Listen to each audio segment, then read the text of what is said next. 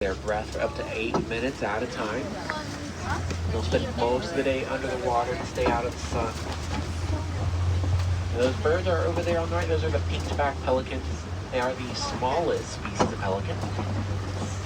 They'll get a pink color during their mating season. Yeah, I think I do see a hippo that's out of the water up ahead, so we'll head over there. We don't usually see them out of the water. They can swim, but they do usually walk along the bottom of the riverbed. So they are usually pretty hard to see out here under the water. And there's that hippo up on the land, just stepping into the water. And they are considered to be one of the most dangerous animals in Africa because of their large, powerful jaws. Yeah, I see it. But they are herbivores. They usually only use them if they feel like they need to protect themselves. What's their name? What's their name? Do they have a name?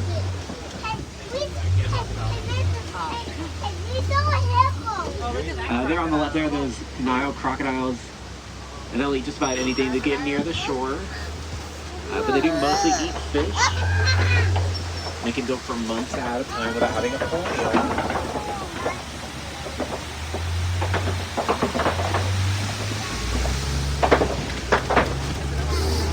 We're going to head on over to the savannah. And the savannah is where we can find a lot of Africa's most famous animals, like the zebras, giraffes, and elephants. So keep an eye out for all those different animals once we get around over here to the savannah. There's going to be a big leafless tree over here too. So that's a baobab tree. They're also called upside down trees. And they'll hold thousands of gallons of water in their trunks.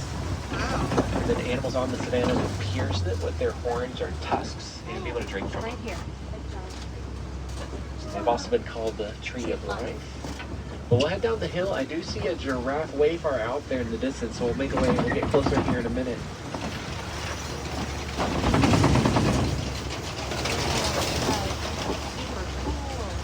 And the giraffe are the tallest animals in the world. When they're born, they're already 6 feet tall.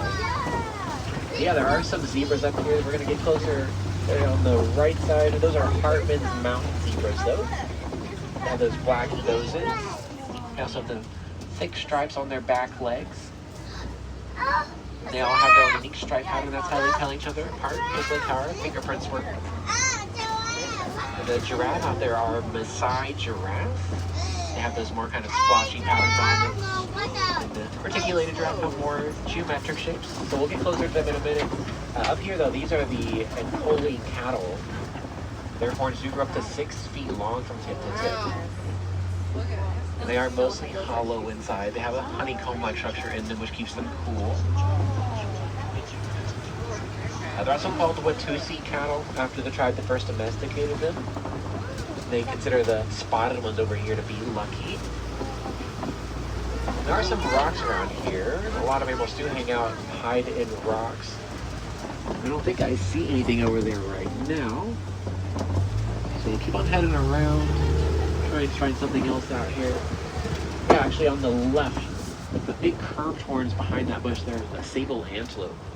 They have those big curved horns, and they'll use them to protect themselves by whipping their heads back and poking any predators away. They're also the only antelope that does fight back against predators. All the others run away as fast as they can. So they are the emblem of the reserve. There are those termite mounds out here. A lot of antelopes will use those to stand up on and watch out for any predators that might be around. And look out for anything else that might be hiding in the bushes too. A lot of animals hide out back there. So we are heading over toward those giraffes.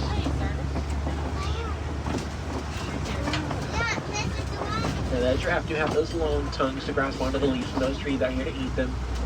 And they do eat almost all day long. Giraffes have multiple stomachs, just like cows do. So they do eat pretty much all day. They are ruminants. And even though they do eat a lot, they only sleep for about 30 minutes every day. Usually in short 5-minute naps or less, all throughout the day. That one's pretty close here on the right side. And then the smaller antelope over there are springbok. 6 feet high and 12 feet far. So they are really good at jumping.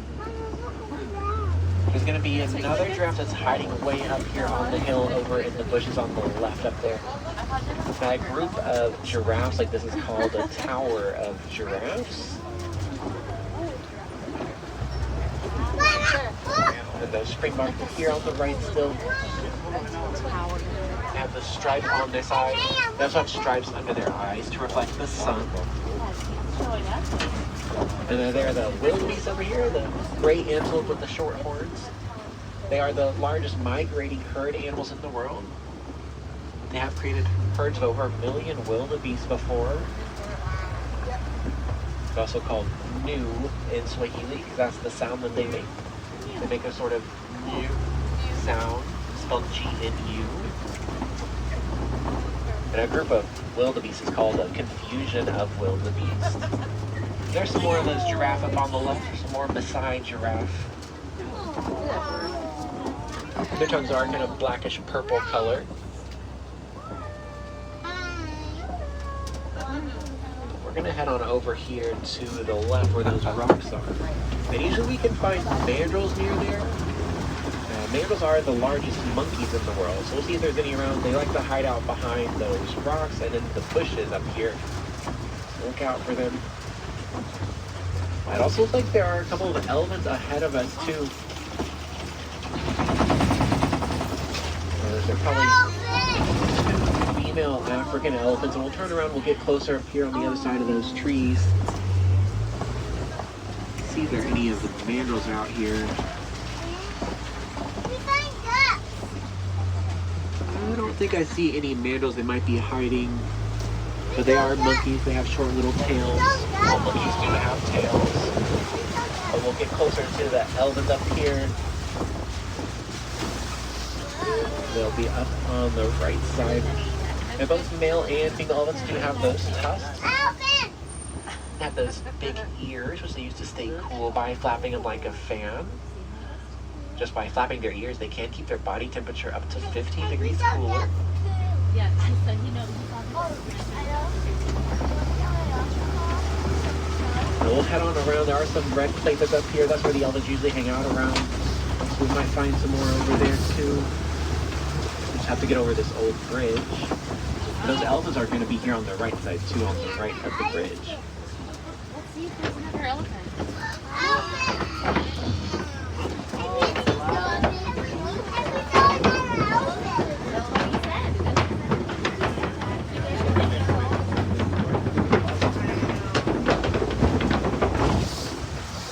So here are those clay pits, and we do usually find the elephants out here because they do eat the clay for its minerals. Kind of like how we would take a vitamin. It's the same idea for the elephants. And there are the tusk marks there on the right side in the clay too. So there might be some around here.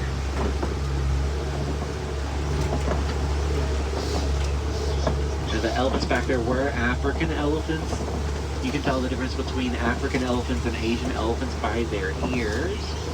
African elephants have much larger ears that are kind of shaped like the continent of Africa. The Asian elephants have smaller, round ears. We'll keep looking out for the elephants that might be over here. There are more baobab trees though. And those trees are going to be leafless for about 9 months out of the year. So that's why they were called upside down trees.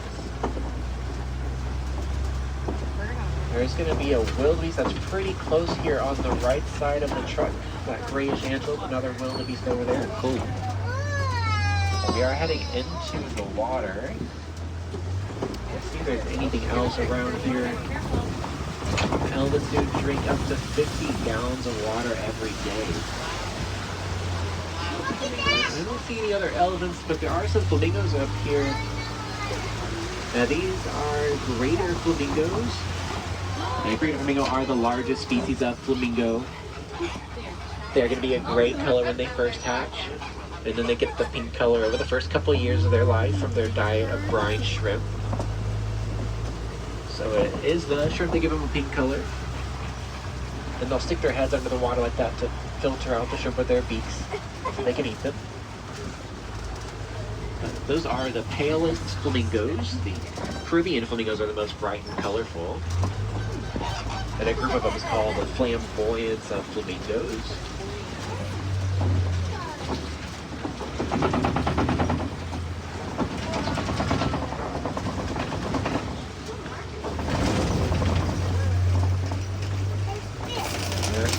There are some rhino footprints around. There's that mud pit up here. Rhinos do like to use mud, just like elephants, to protect their skin from the sun, like a sunscreen. So a lot of them will hide out here in the bushes, and they look like big rocks when they lay down. So look out for any rhinos that might be hiding over here.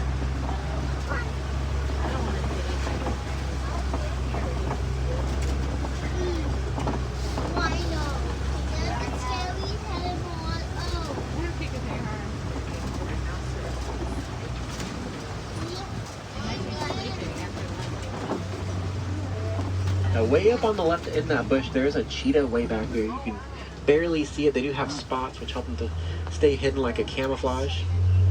It's at the very top of that hill way back in the bushes. They are the fastest land animals in the world. They can reach speeds over 60 miles an hour.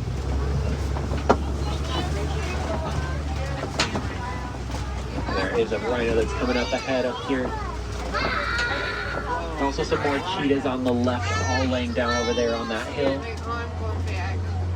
You blend into the ground out there. And then there's the white rhino coming up ahead. Now, white rhino are the largest species. They do weigh about 5,000 pounds. And they do have large square mouths to get close to the ground and eat the grass on the savanna.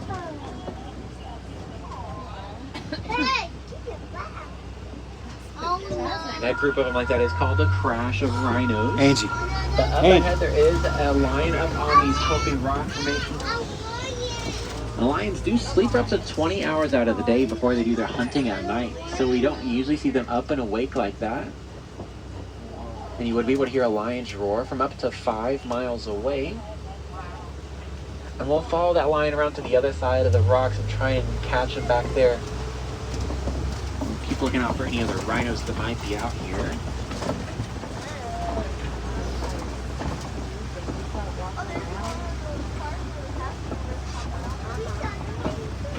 If you weighed that mane on that male lion, his mane weighs around 40 pounds just by itself. And it looks like there's a female up there too. And it is the females that'll do most of the hunting, and then the males stay back and watch over the cubs. Both going to be up on the left. And the lioness is laying down over there. Look at that one. If you saw a group of them, that is called a pride of One's lions. hunting for food. Like us. Oh no. But we'll head on around. There is a warthog burrow up here. Now, warthogs do make burrows by using their front tusks to dig up the ground and make these burrows to hide and watch for predators. And there's some way back on the left behind those bushes. They're kind of hard to see back there. They do look like big hairy rocks. If you remember Pumbaa from The Lion King, the word Pumbaa does mean silly or foolish in Swahili. There are some ostrich around here too. They're going to be on the right up there. There are a couple of female ostrich. Males have darker brown feathers, or darker black feathers. The females have those gray feathers. They are the largest birds in the world. They're also the fastest animal on 2 legs. They reach speeds over 45 miles an hour.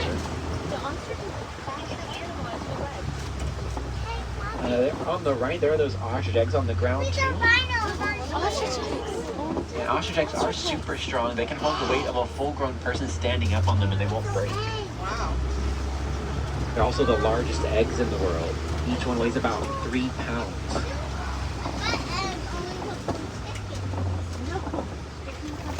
We're heading over to the Vacay Glen next.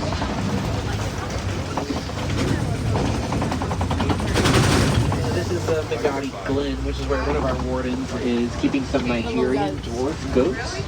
There's some all around camp up here, some more under the porch. Nigerian dwarf goats will eat the grass and the undergrowth that a lot of animals won't eat. So they do help to keep grass nice and trimmed up. They also produce milk, which can be used to create a bunch of other dairy products with, like goat cheese. But these are all full-grown adult Nigerian dwarf goats, so they're not going to get much bigger than that. So we are heading out of the reserve and back towards the village. But we were able to see a bunch of those animals out there today. The rhinos, a couple lions, elephant, and giraffe. But if you want to see more animals out here, whenever we get over to the dock, go up and around to the Gorilla Falls Exploration Trail.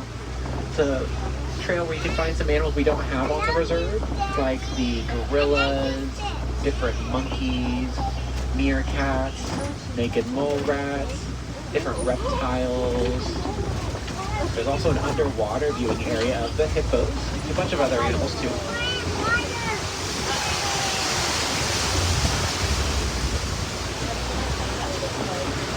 Now you can also take a short train ride over to Rafiki's Planet Watch. And over there they have more Nigerian dwarf goats that you can actually pet and get up close to. They also have an animation experience where you can learn how to draw some famous Disney animals.